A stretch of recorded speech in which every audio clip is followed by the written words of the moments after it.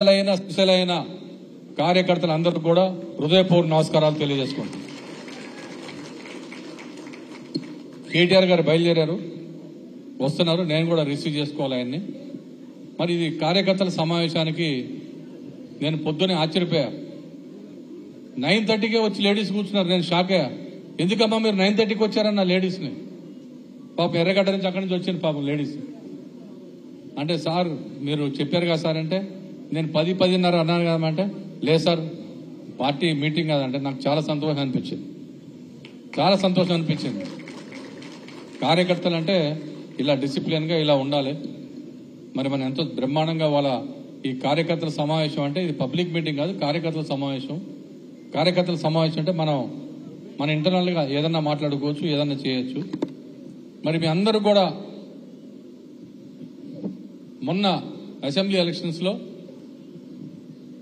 మరి మనం కూడా ఎవరైతే పనిచేసారో వాళ్ళని గుర్తు చేసుకోవాలి కదా.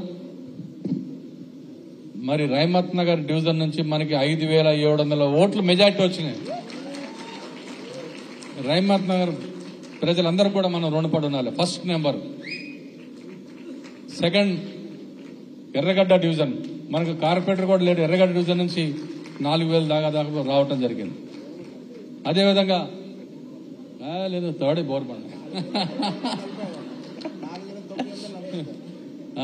సెకండ్ బోర్బండ. అంటే బోర్బండలు ఊరుకోవట్లేదు. బోర్బండ బ్రహ్మాండంగా ఎప్పుడు మనకు అండగా నిలబడుతుంది బీఆర్ఎస్ పార్టీకి. బోర్బండ కూడా ప్లస్ ఫస్ట్ సెకండ్ థర్డ్ 3 డివిజన్లు మరి ప్రజలు మనం రుణపడి ఉండాలి ఈ 3 డివిజన్లకి. మరి అదేవిధంగా తర్వాత డివిజన్లో కూడా మరి వెంగళరావు గారు తీసుకోండి, మరి అదేవిధంగా సీనియర్ సోమాజీ కూడా తీసుకోండి, మరి ఈసు కూడా డివిజన్ తీసుకోండి. మన కార్పొరేటర్లు ఉన్నారు కాబట్టి అక్కడ నేను పొగడను. ఎందుకంటే కార్పొరేటర్లు లేని ఏరియాలో మెజారిటీ వచ్చింది కాబట్టి పొగడాలి. మనం అక్కడ ప్రజల్ని మనం ఆదుకోవాలి. అదేవిధంగా షేక్పేట ఏంది, ఈ డివిజన్లో మనకి ఈ టైంలో తిరుగులేని మరి ప్రజలు మనకి తీర్పు ఇవ్వటం అంటే చాలా గొప్ప విషయం. వాళ్ళకి ఎప్పుడు రుణపడి ఉండాలి. ఎప్పుడు 24 గంటలు నేను అంత ముందు కూడా చెప్పా, మీరు ఈ నెల రోజులు కష్టపడండి, 5 ఏళ్ళు మీ గురించి కష్టపడతాను. మరి 5 ఏళ్ళు కూడా మీ గురించే మేము ఎప్పుడు కూడా పార్టీ కార్యకర్తలు కానీ ప్రజల్లో కానీ మనం ఉండి డెఫినెట్గా ఈ ప్రజల్ని నమ్మకాన్ని వమ్ము చేయొద్దు. మనం ప్రజలు ఏదైతే విశ్వాసం పెట్టి మనకి ఇంత భారీ మెజార్టీ ఇచ్చారో వాళ్ళకి ఎప్పుడు మనం రుణపడి ఉండాలి. వాళ్ళు ఎప్పుడు ఇవాళ అధికారంలో లేకపోయినా కానీ మరి ఇంతమంది మహిళా మనులు ఇంతమంది కార్యకర్తలు వచ్చారంటే నాకు చాలా సంతోషంగా ఉంది. జనరల్ అధికారం ఉండగానే ఏదో ఆశపడి వస్తారు, కానీ వాళ్ళ అధికారం లేకున్నా కానీ ఇంతమంది కార్యకర్తలు రావటం, మరి డిసిప్లిన్గా ఎంతో చక్కగా మీరు అందరూ కూడా కూర్చుంటాం. దాదాపు 2 గంటలైనా కానీ మరి కేటీఆర్ గారు వచ్చిన తర్వాత ఆ కార్యక్రమం కేటీఆర్ గారు ఆయన సందేశం ఇచ్చిన తర్వాత మళ్ళీ మన అందరం కూడా ఇక్కడ భోజనాల ఏర్పాట్లు అన్నీ చేయడం జరిగింది. మనం అన్నీ కూడా ప్రతి ఒక్కరు కూడా భోజనం చేసి వెళ్ళాలి కంపల్సరీ. ఎందుకంటే మనకు ఎప్పుడు కూడా అలవాటే, కార్యకర్తలను ఎప్పుడు ఉట్టి చేతుల్లో పంపాం, ఆడపడుచులను ఎప్పుడు కూడా ఉట్టి చేతుల్లో పంపాం. ఈసారి మీటింగ్ ఉంది ఏం వద్దు అన్నారు ఆడపడుచులు. ఈసారి మీటింగ్ ఉందన్నా ఏం వద్దు, మేము మీటింగ్కి వస్తామన్నారు. లేదా ఆడపడుచులు ఎప్పుడు కూడా ఉట్టి చేతుల్లో పంపించలేదు. మనం ప్రతి ఆడపడుచు తెలుసు జూబ్లీహిల్స్ కాన్స్టిట్యున్సీలో.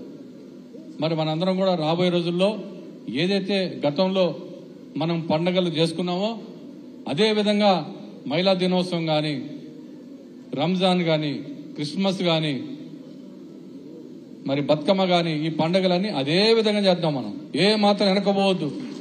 ఏదో అధికారం ఉందని కాదు, అధికారం లేకపోయినా కానీ అదే విధంగా మనం అన్ని పండుగలు బ్రహ్మాండంగా ఘనంగా జరుపుకుందాం. మరి ప్రజల రుణం తీర్చుకుంటామంటే ఇదే మనం. ఎందుకంటే ఇంత మంచి మెజార్టీ ఇచ్చిన ప్రజల రుణం తీర్చుకోవాలి, వాళ్ళు ఎప్పుడు మర్చిపోకూడదు. మరి వాళ్ళని మళ్ళీ జూబ్లీహిల్స్ కాన్స్టిట్యున్సీలో వేరే జెండా కాదు, వేరే పార్టీయే కనపడకూడదు, అడ్రస్సే ఉండకూడదు. ఎందుకంటే ప్రజలు ఎప్పుడు కూడా మన వైపే ఉన్నారు. కానీ ఇక రకరకాలుగా జిమ్మికలు చేస్తుంటారు, మనం ఏం పట్టించుకోవద్దు. మనం ఎక్కడ కూడా ఆవేశపడద్దు. కార్యకర్తలకు అదే చెప్తున్నా, ఎక్కడ కూడా ఆవేశపడద్దు. మరి మన తమ్ముడు చెప్పాడు కేసులు పెడతారంటే పెడతారు, పెట్టుకోనివ్వండి. మనం 10 ఏళ్లలో ఎవరిని అరెస్ట్ చేయలేదు. నేను 2 సార్లు ఎమ్మెల్యేగా చేశా. ఎవరైనా ఇబ్బంది పెట్టినామా? ఎవరైనా కాంగ్రెస్ జెండాలు తీసేసినామా? బీజేపీ జెండాలు తీసినామా? ఎంఐఎం జెండాలు తీసినామా? ఎవరికి ఏమి ఇబ్బంది లేకుండా మన పని మనం చేసుకెళ్ళాం. వాళ్ళ పార్టీ వాళ్ళ సిద్ధాంతాలు వాళ్ళు చేసుకున్నా కానీ మనం ఎప్పుడు ఎవరిని డిస్టర్బ్ చేయలేదు. ఈ విధంగా మనం 10 ఏళ్ళు చేసాం. ప్రజలు గమనిస్తున్నారు, ప్రజలు అన్ని చూస్తున్నారు. మనం ఏమనుకుంటాం, ప్రజలు ఏం చూస్తలేదు అనుకుంటున్నాం, ప్రజలు అన్ని చూస్తారు. బీఆర్ఎస్ జెండాకి కాంగ్రెస్ కలర్ వేస్తున్నారు కొంతమంది, అది ప్రజలు చూస్తున్నారు. ప్రజలు ఊరుకుంటారా? టైం వచ్చినప్పుడు చెప్తారు.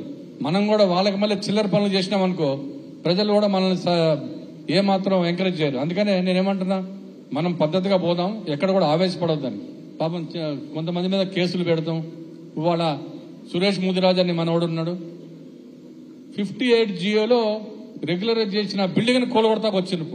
ఇప్పుడు అదే మేము అందరం మా దేదీప్య కూడా పోయి ఇప్పుడు గొడవ చేసి వచ్చింది మున్సిపాలిటీ. ఎట్లా కూలగొడతారండి మీరు? ఏంటంటే మీ కార్పొరేటర్ కూడా, పాత కార్పొరేటర్ కూడా ఏదో ఉన్నాడు, వాడు కంప్లైంట్ ఇచ్చిండంటే ఇస్తే కూలగొడతారా? 58 జియో అంటే ఏంది? ఏది ఇల్లు కట్టుకున్నాడో వాళ్ళకి రెగ్యులరైజ్ చేయించారు గవర్నమెంట్ ల్యాండ్లో. ఆ డాక్యుమెంట్స్ ఇవ్వండి అంటే ఇప్పుడు డాక్యుమెంట్స్ ఇచ్చి ఇప్పుడు దేదీపై రావడం జరిగింది. మరి ఇంత హెరాస్మెంట్ ఉండకూడదు ఎప్పుడు కూడా. ఏదో అధికారం వచ్చిన నెలకే 2 నెలలకే మొదలు పెట్టకూడదు, తప్పది. మేము 10 ఏళ్లలో అట్లాంటి ఒక పని చేసే చూపించండి. మీరు ఎవరిని కూడా హెరాస్ చేయలేదు, ఏ పార్టీని కూడా మేము ఎప్పుడు కూడా కించపరచలేదు. ఆ విధంగా చేసుకొచ్చాం. మీ అందరికి నేను అండగా ఉంటా, మీరు ఏం భయపడద్దు. మన పని మనం చేసుకెళ్దాము. కేసీఆర్ గారికి గాని బీఆర్ఎస్ పార్టీకి గాని గ్రేటర్ హైదరాబాద్ లో ఏ మాత్రం మనకి ఇమేజ్ చెక్కు చెదరలేదు. ఇక్కడ అన్ని సీట్లు మనమే గెలుచుకున్నాం గ్రేటర్ హైదరాబాద్ లో. మన ఎప్పుడైతే సిటీ ప్రజలకి మనం ఏం చేసినా తక్కువ. ఎందుకంటే సిటీ ప్రజలందరూ కూడా ఒకటే ఆలోచించారు, తెలంగాణలో హైదరాబాద్ సిటీ ఎంతో డెవలప్ అయింది. హైదరాబాద్ లో గల్లీ గల్లీ ప్రతి ఏరియాలో సీసీ రోడ్లు వేసిండ్రు, ప్రతి ఏరియాలో డ్రింకింగ్ వాటర్ ఫ్రీగా ఇవ్వడం జరిగింది, ప్రతి ఏరియాలో సీసీ రోడ్లు, ఇంతకుముందు బీటీ రోడ్లు ఉండేవి. ఈ విధంగా హైదరాబాద్ నగరం డెవలప్ చేసిన 24 గంటల కరెంట్ ఇచ్చిండ్రు.